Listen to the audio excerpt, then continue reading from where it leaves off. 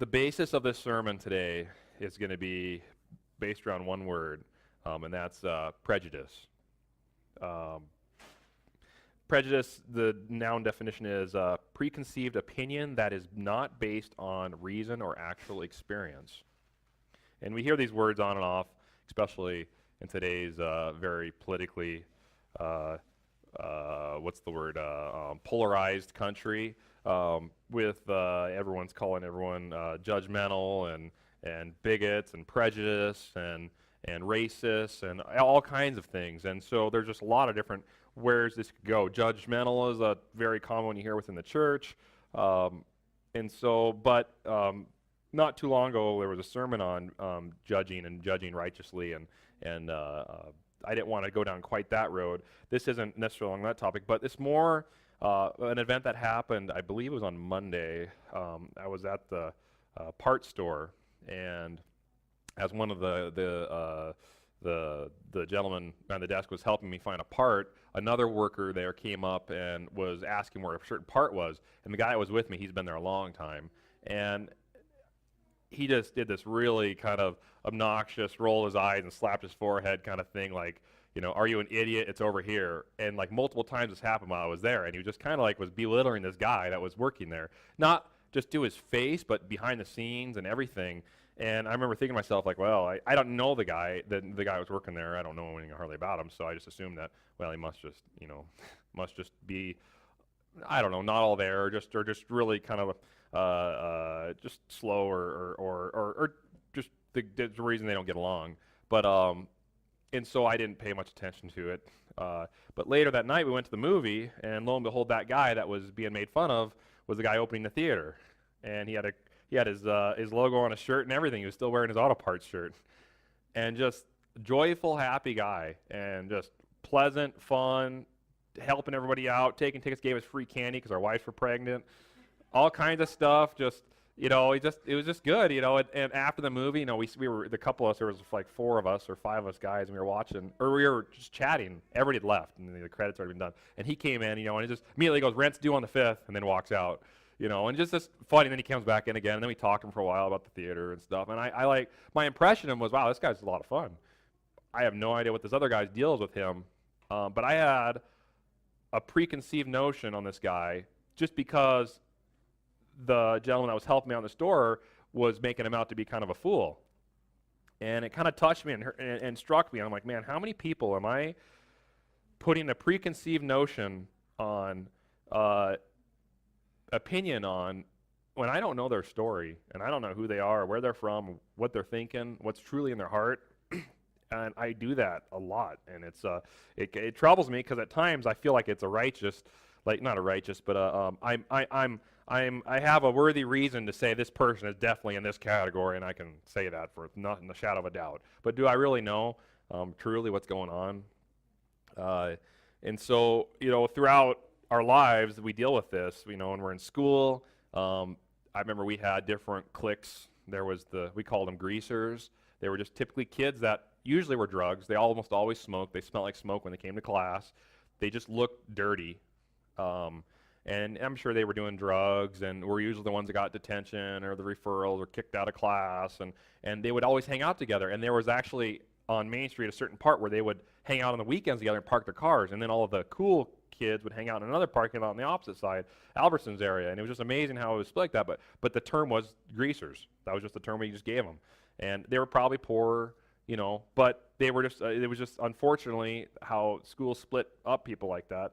And I, back then too, it just gave each one of them a preconceived notion that they're all the same. You know, it's just, when really the ones in the other parking lot were smoking and drinking and doing drugs, but maybe just had a little nicer clothes on and nicer cars and did sports and looked good in school. You know, just swore just as much and everything as there was really no difference really in the end. It's just some were cool and some weren't. You know, and another place, if you want to find out how much you do this, is go to Walmart. I was there yesterday, and I multiple times I'm like catching myself.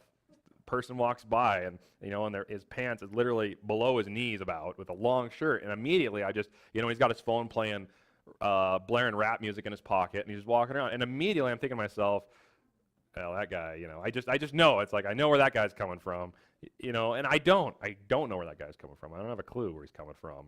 Or these some people, some really overweight people, and I'm like, and you see them, and they're just loading up all kinds of high carb stuff in their automated cart that they're driving around, and I think, like, oh great, you're really helping yourself out. Well, I really don't know truly, like, what are they dealing with that's causing them to live a life like that? But it's so easy to judge people really quickly on especially looks is a big thing, their appearance, but to be prejudiced towards them without even thinking about it. And then, of course, good-looking people, successful-looking people, well-dressed people give you a different notion, and immediately you feel differently about them. And it's engraved in our human mind to do this kind of thing. And I think partially it's normal, and partially it's been twisted with the fall of man. There's two things here with this. There's probability and prejudice. When the Son of God became flesh and dwelt among us, John 1:14, he crossed an infinite chasm from the infinite to the finite, from the immortality to mortality. He left the infinite moral perfection to live among the moral corruption. Christ did not despise us. He came to us. He loved us. He died in our place to give us life. He did all this when we were more distant to him than anyone else has been distant to us. When we feel or think or act with disdain or disrespect or avoidance or exclusion or malice toward a person simply because he or she is of another race, another ethnic group, another class, we are basically saying that Jesus acted in a foolish way towards us, because that's how we're acting towards them, and Christ had none of that towards us. But by all means, we were so, with our separation, with the fall of man, we are so separate from Christ that he had to come so far over to come to us. And here we are with our fellow human beings, pushing them away and building a wall there just because of something that might be outward or not even that much at all. Because prejudice is ugly, we usually do not want to talk about it or admit it, that we are guilty of it. And indeed, Christians should be most prejudice-free people of any group. Our God is defined as love, 1 John 4:8. And the commandment to love our neighbors as ourselves lies at the foundation of our religion. See Matthew 22:37-39. In the story of the Good Samaritan, it's Luke 10:29-37, and we all know that story, the Good Samaritan. The priests were trying to corner Christ again, and they told him, how is one must be saved, and he's talking and whatnot, and then eventually ends up telling him a parable about a Jew who was on a journey and got ambushed on this path and beaten and robbed and all of his clothes taken off and left within an inch of his life. And the priest walks by and walks around him, ignores him, who is the one that you would think would be the most willing to help. The Levite walks by, another one that should be highly withheld with the Jewish community, and walks by and ignores him. And then the Samaritan, a Samaritan is someone who's intermarried outside of the Jewish people, who had intermarried a Gentile, were highly looked down upon. They were considered lower class. Helps him out, takes him, puts wine in his wounds and oils his infections, and puts him in a hotel or some kind of stay, and even gave extra money to the place, saying, take care of him, and if there's anything left when I come back, I'll pay whatever's left over, but give him back to health. That man, that Good Samaritan, had no prejudice towards that, but I'm sure all those guys had prejudice towards him. And that's a huge example, and that's the story, really the basis of what I was thinking about this whole time. This was that story, that parable. Jesus extended the concept of neighbor to include groups outside of our own. The early church had to learn that the gospel must bridge the divisions like Jew and Gentile, slave and free, male and female. They were to discover that God was not partial to any group of people, and that favoritism in dealing with social classes is a sin. This is something that the church has dealt with on and off throughout ages, and it's just a common thing, and it's a common struggle that Christians deal with. prejudice within the church. And this is an area that kind of caught me. I didn't really think about this as I was researching this topic, but how much there was a number of studies done, and whether or not there's validity to the studies, they gave a bunch of names and research groups and stuff that did them. But they determined basically that they believe there's more prejudice within the church than outside the church. And it kind of caught me. I'm like, wow, that's amazing. But the reasonings for this, and here's a couple reasons, it kind of struck me, goes, wow, I could actually see where this would develop. One of the ways we continue to fall short in our relationships is by using small self-justifications to protect our sinful prejudice in our hearts. This is a self-justification that we are tempted to use either knowingly or unknowingly. Knowing what it is and understanding the truth and error it is will help us be free from its snare. But unfortunately, the connection between religion and prejudice can be overwhelming. And here are a couple that stand out within the church. And this one's called the doctrine of revelation. If God has given us truth, we must be right. That's an easy one to fall prey to. If God has given us the truth, then we must be right. If we are right, then others must be wrong. Possession of truth presents a real minefield for those of us who embrace a revealed religion. A paradox exists where, on the one hand, religion teaches love and respect and equality, but on the other hand, it teaches particularism. Only a selected region has truth and can only offer salvation. This belief, combined with certain other psychological needs, opens the door wide to prejudice. And that's true. I could see that at times. The Christian mind sometimes feels like, well, I know what's right. I know what our purpose on this earth is. I know this stuff, and they just will categorize people immediately who aren't maybe who don't believe in that truth, and will put prejudice towards them and not show them the love that we should be showing, the love of Christ. Another one, this is a common one I see a lot more, is chosen people.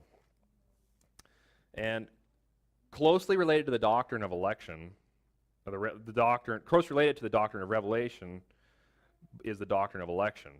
God has chosen my group, church, race, gender, whatever, in a special way. Whatever theological justification my doctrine has, the view that one's group is chosen and other groups are not leads forthwith away from the brotherhood and into bigotry. And it does so because it feeds one's pride and hunger for status to important psychological roots of prejudice. If some are elect, sheep, chosen people, family of God, then others are non-elect, goats, outcasts, infidels. For far from encouraging universal brotherly love, such labels are likely to encourage rejection and intolerance. And I'm sure there's some that don't think they suffer from this, but they truly do. They think, I'm elect, I'm chosen. That person obviously is not. So I know God sees favor in my life and not his. And you already have just taken that person and thrown them in a different category in your mind. That's not fair. It's unfair to them, and it's sinful. And that is, unfortunately, a side effect of believing in doctrines where you are a chosen elect person, where there's no free will. And work ethic. This is another one. Paradoxically, Christians may become prejudiced for a reason opposed to otherworldliness. The so-called Protestant ethic encourages believers to work hard, not waste money on frivolous pleasures. As a result, these Christians tend to accumulate possessions and move upward on the class ladder, which generally I think is true.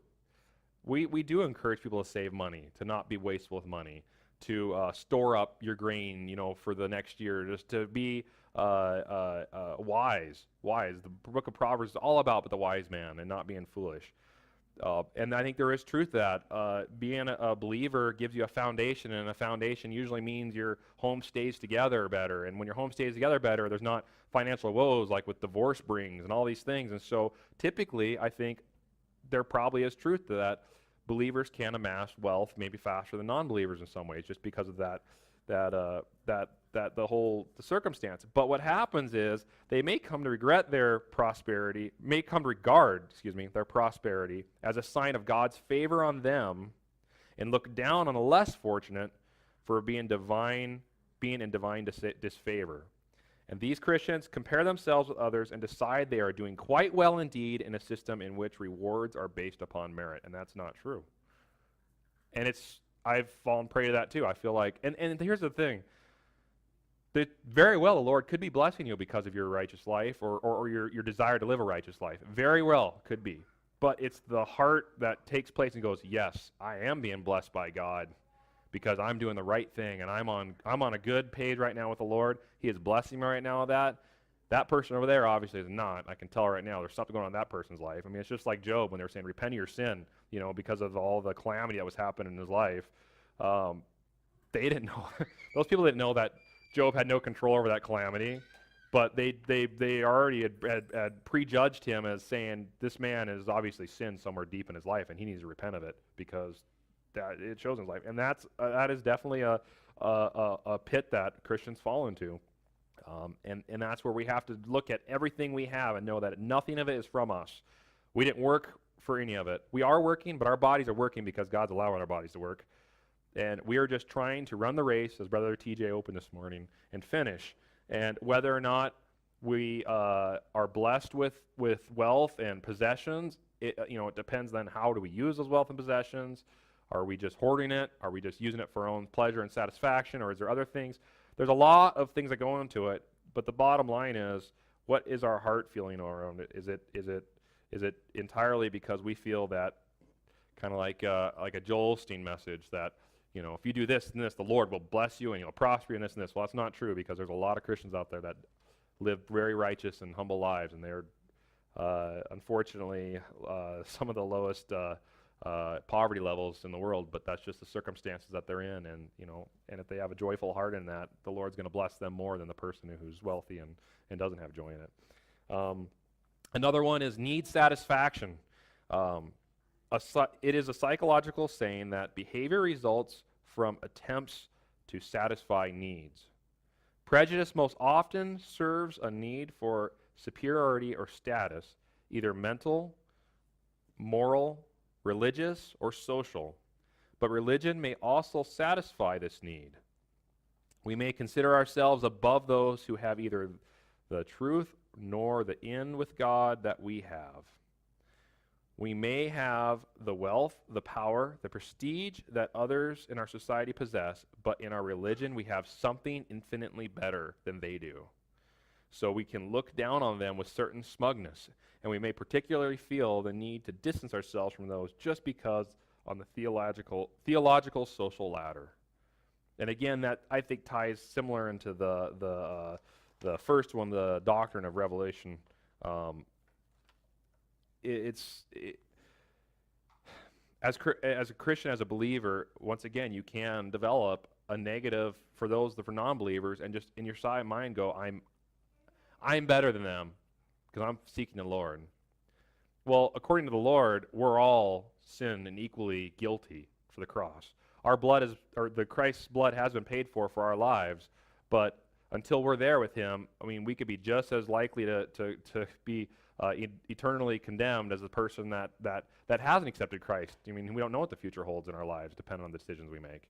And so it's not right for us to hold ourselves higher. We must always look at yourself as low. It's like Paul, he was the one that said that about viewing himself as the lowest of low. Even though we hold him as being one of the greatest saints, in his eyes, he was the lowest person on the planet and in history. And that is a reason he did that. He understood that there's nothing in him that really makes him great at all. He's just doing the work of the Lord, and the Lord, I'm sure, has blessed him immensely up in paradise. We must constantly check ourselves and know our heart's motive is pure, and not to view others within the church as lessers due to sinful prejudice we are entertaining. But life does depend on generalizing. The gist of it is this: we know we cannot live our lives without making generalizations about people and events in nature. But often we do not make clear distinctions between necessary generalizations and on one hand, and disrespectful stereotyping on the other hand. One reason we do not make these distinctions is it's not easy to do. Another is that not making these distinctions supports our unloving prejudice. And it's not easy to do. This is where you have to develop discernment as a Christian to know when is it okay to generalize and when is it okay not to. We must generalize and profile situations daily. It is a very important part of our life, and this is definitely the truth. For example, you observe carefully that mushrooms with certain features are poisonous. So when someone offers you one like that, you turn it down. You have never tasted or tested that individual mushroom that they were offering you, but you see it as belonging to the general class that is in the past has been poisonous. So you form a probability judgment that it could be poisonous and so refuse to eat it. Your life depends on treating that particular mushroom as dangerous based on your experience from others like it. That right there is a generalization. You basically have developed a preconceived notion on that mushroom, on what it is, and you've chosen not to do it. Is that sinful? Absolutely not. That's good. You're being wise. You're being smart. You're taking experiences and stuff and using it to make choices. Sometimes judgment can seem totally legitimate but proves to be dead wrong.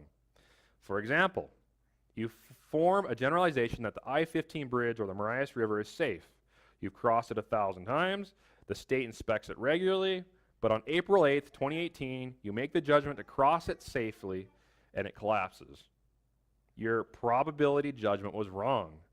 But it was not a sinful judgment. It was a well-warranted judgment. And it's kind of hard. It's wrapping your mind around it. Okay, well, so in that circumstance, you made the judgment that that bridge is safe, and you crossed it, and it wasn't, but that wasn't sinful. But you misjudged it. The mushroom you judged was probably poisonous. You didn't eat it, and it was poisonous, and you judged correctly. So you have to judge, and sometimes you judge incorrectly, and sometimes you judge correctly. But it all depends on the circumstance and the event, and that's where it's, again, back to discernment, and that's where you have to seek the Lord and have Him reveal to you the best way to do these. Here's another example. If I pass a man with certain features, and this is one I fall prey to a lot, as I was just taking earlier. If I pass a man with certain features, dressed in a certain way in my neighborhood, I form a probability judgment that he is Chinese and probably Buddhist, and works at the local Chinese restaurant, especially in a community like this. That would typically be our judgment on that, our perspective. I could be wrong, but that is what my brain does with the information I have. Facial features, dress, language, location, all of these make me think he is part of a group of Asians who live in my community. However, the conversation reveals he's from Japan and not part of any restaurant. I made a mistake.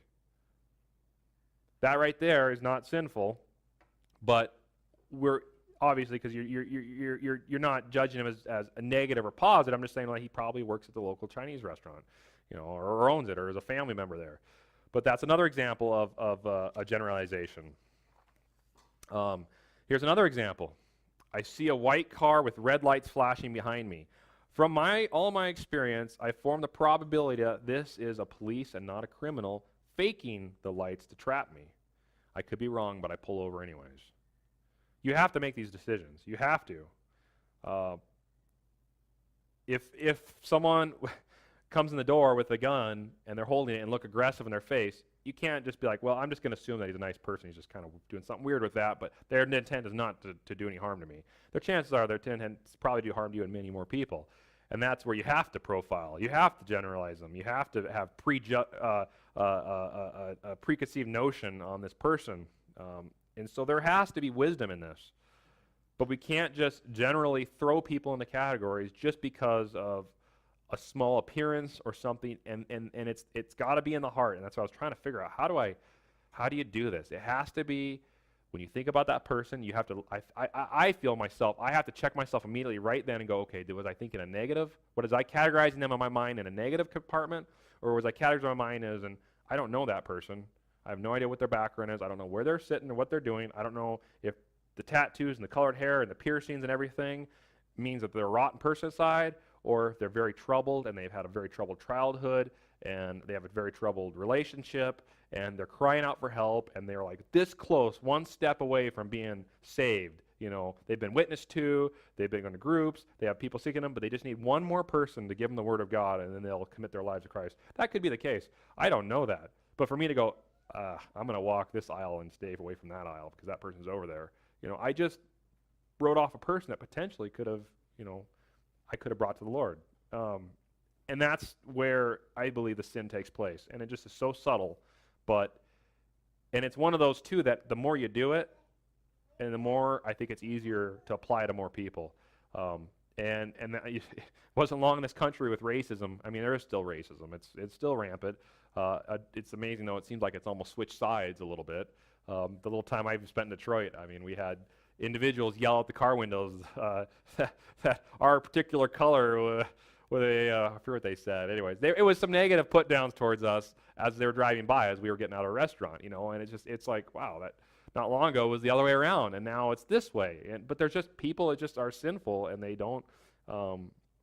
They're unwilling to accept that we're all human, and so. But that's just where the road it takes down to, and then you end up with where races will enslave. I mean, certain races just because they deem that race as being a lesser. But race is definitely a common one. Generalizations can be, though, horribly, horribly mistaken. Oh, how horrible mistaken we can be, though. Why is it that we wear these ridiculous fluorescent orange vests and gear during hunting season? It seems so unnecessary. It seems like it'd be a no-brainer. You don't shoot people, you're shooting the animal. It's just another rule that we are subject to follow. But here's the truth. People are killed during hunting season because another hunter formed a probability judgment that somehow that brown object moving near the bush must have been a deer and shot at it. And he was wrong, dead wrong. And that's why we wear orange during hunting season. And that's where it can go. People could die depending on your preconceived or your probability judgment. Another one I thought was kind of funny, and it dawned on me too, is we were at a friend's house, and Kathleen was sitting down. I don't know, I think Rose was with her. She was just sitting down, and another gal that was there had very similar hair and clothing that Kathleen was wearing. And her son, something happened. He was just all emotional in tears and was running to Mom. Well, he ran and dove down and dived on Kathleen's lap and was just crying on Kathleen's lap. And Kathleen sits there like, he's just crying, just in tears, thinking that that's his mom, that he just went down on. And so, of course, Kathleen's like rubbing his back, kind of. And when he looked up and saw it wasn't his mom, his eyes got huge, and he realized. But I mean, that kid made a generalization. He had not a prejudice, but a generalized that that's Mom, and ran and went for comfort for her, but it wasn't Mom at all. And it's just that kind of stuff happens constantly. And but Jesus does not condemn generalizing. Nevertheless, we must think this way. Life is not really livable without interpreting specific experiences with more general experience we have had. Jesus once commanded this way of thinking in kind of a backhanded way. The Pharisees came to him to test him by asking him for a sign from heaven. Jesus was not happy about this because he had given them enough evidence of his identity. He knew their request was owing to their hardness of hearts, so he said to them in Matthew 16:2-3, "Why is it this evening that you say, 'It will be fair weather, for the sky is red,' and in the morning it will be stormy today, for the sky is red and threatening? You know how to interpret the appearance of the sky, but you cannot interpret the signs of the times." In other words, you are really good at generalizing the natural world and forming a probability judgments from the way a red morning sky precedes a storm and a red evening sky precedes fair weather. You have studied the world and you are good at this way of thinking. It works. But when it comes to seeing spiritual reality, you are blind, Jesus doesn't condemn this universal way that the human brain learns from experience and forms probability judgments. It's how he created us. It's how we're supposed to live. It's just the fall of man takes that way of thinking and twists it, and then it becomes a sinful act when we're viewing that towards other people or even spiritual things. The line between probability judgment and sinful prejudice. Now here is the main point. There is a fine line between legitimate probability judgments and sinful prejudice. It's a real line. God sees it even when we don't. And my concern is to plead with you not to let the legitimacy of probability judgments function in your heart as a subtle self-justification for the sin of prejudice. It's kind of a mouthful, and I have to think about that one for a second. But there are several indications to a good heart, though, on this. And as I draw to a close with this, some indications of a sinful outlook toward other groups and 3 indications of a good heart.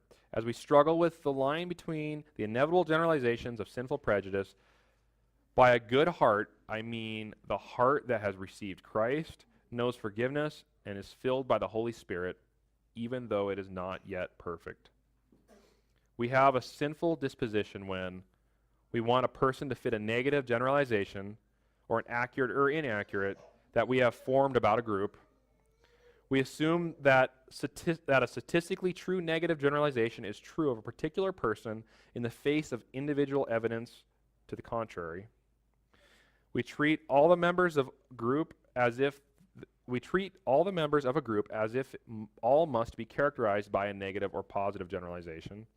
And we speak negatively of a group based on a generalization without giving any evidence that we acknowledge and appreciate the exceptions. Or we speak disparagingly of an entire group on the basis of a negative generalization without any personal regard for those in the group who don't fit the generalization. While as Christians, we must see prejudice as a sin. We must also follow Jesus' example and love the sinner. When we love and accept the prejudiced people, we undermine the insecurity that feeds their prejudice. And that's ultimately what it is, really, is an insecurity. It's a pride issue. It's putting them down, putting yourself up. And it happens so subtle and subconsciously we don't even realize it. We undermine the insecurity that feeds their prejudice and we make it unnecessary. Not only that, we model the behavior appropriate for dealing with those who are different from us. Prejudice is an attempt to guarantee our self-worth by certain protective structures.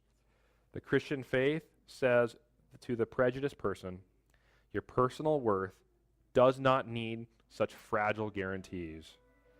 It is already guaranteed by one whose guarantee is unchallengeable and unchanging. The evidence for a good heart in relationships is one that desires to know people and treat people for who they really are as individuals, not simply as a representation or a class or a group. If this were not so, Jesus could never be recognized for who he really is. Do you desire to know people and treat people as individuals, not merely as samples of their groups? Are you willing to take risks to act against negative expectations and stereotypes when dealing with a person? That one's tough. I know for myself. Because you take a risk if you don't immediately categorize them as being this lower person that you're thinking or this bad person. They might be, and you're taking a risk that that could happen. But it's not right for us until we know the truth and the facts on that.